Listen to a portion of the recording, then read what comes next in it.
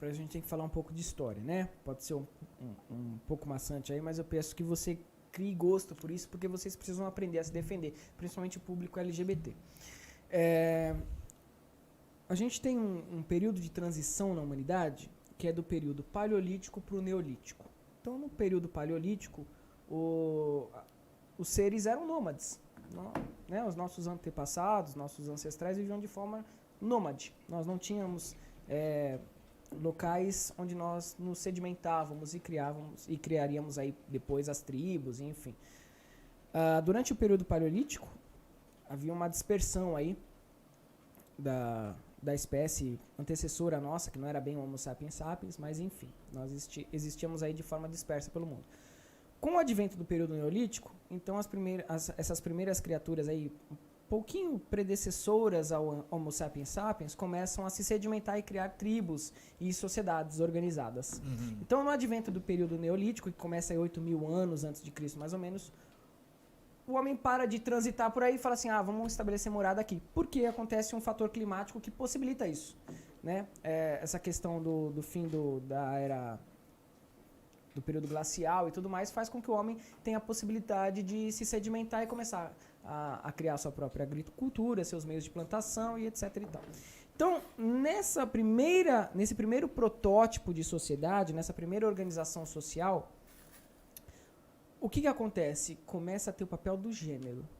Uhum. Aí começa a questão do gênero.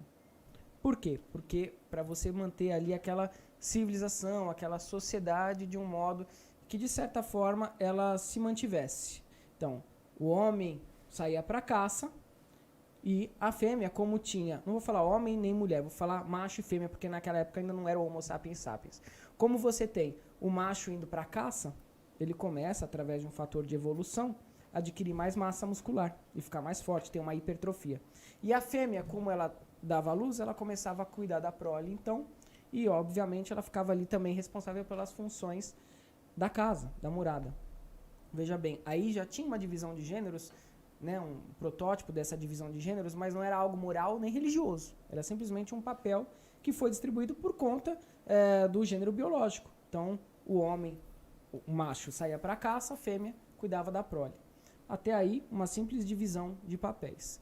Depois, com o advento das religiões, das primeiras religiões, eles começaram a se utilizar disso para, de certa forma, manter um regimento social e colocar Deus numa jogada.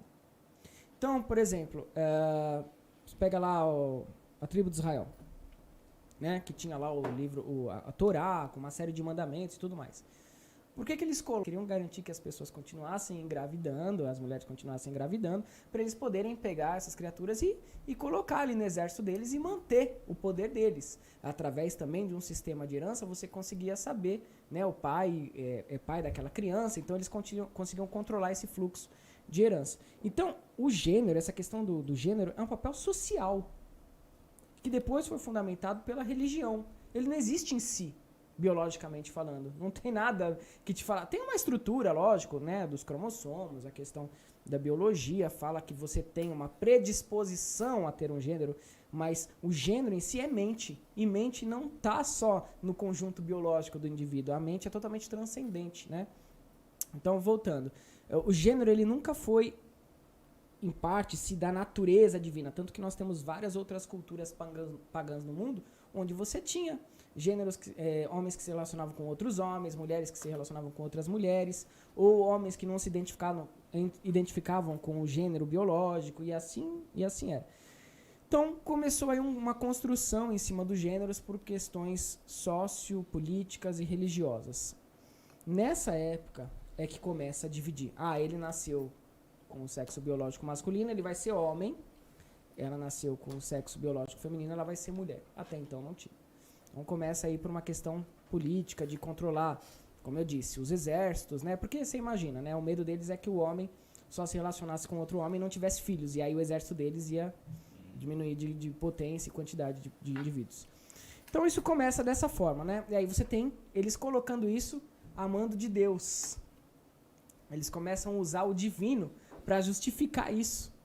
E aí você tem aquelas passagens, né, bíblicas que dizem, não é só bíblica, tá? Na Torá judaica também, no Talmud também, que você tem que ser aquilo que o seu sexo biológico impõe. Mas voltando agora à sua pergunta. De acordo com a Bíblia, a mulher, ela é uma figura reprimida. Ela é uma figura símbolo do pecado. Então, de acordo com a Bíblia, que por sua vez vem do Velho Testamento, que por sua vez vem da Torá judaica, a mulher é símbolo do pecado original, né? Porque ela está muito associada à libido, à sexualidade. Então, como o homem daquela época é extremamente repressivo, ele tem medo da mulher. As primeiras culturas, elas tinham medo da mulher, porque a mulher era um mistério. A mulher engravidava. De onde vinha a vida? Eles não associavam a vida com o sexo. Eles achavam que ela simplesmente canalizava uma energia e engravidava. Não tinha estudos biológicos para saber que era por conta do intercurso sexual. Então, a figura da mulher sempre foi muito misteriosa para as civilizações antigas. Inclusive, ela era tida como deusa. Em uma sociedade patriarcal, fundamentada na religião, né, a cultura de Israel monoteísta, a mulher, então, é símbolo do pecado. Então, a primeira mulher de Adão, que teria sido Lilith, passa a ser um demônio, porque ela é insubmissa a Adão. E aí você tem a figura de Eva, que é aquela mulher controlada, podada, dentro dos conformes que a sociedade impõe. Lilith nunca começou no judaísmo, nunca começou no cristianismo.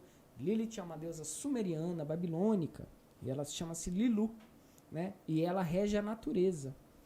Né? Além dela reger a natureza, ela rege o inconsciente, o subconsciente, ela tem um aspecto lunar e ela fala do sagrado feminino misterioso. Então, na cultura israelita, ela é vista como um demônio lá no livro do Talmud. E é isso que acontece.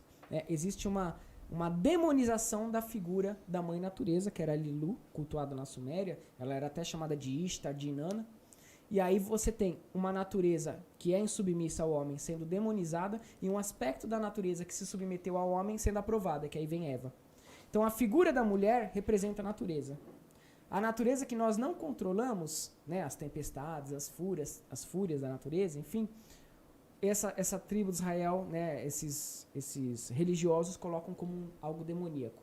E a natureza que o homem consegue controlar, submissa, recatada, vira Eva. E aí é tudo uma questão de arquétipo, de simbolismo. Mas Lilith nunca foi um demônio, nem foi criação do cristianismo, nem foi criação do judaísmo. Né? Ela aparece em figuras, em representações, em religiões pagãs, como a própria personificação da natureza indomável, inviolável, aquela que não se submete ao homem.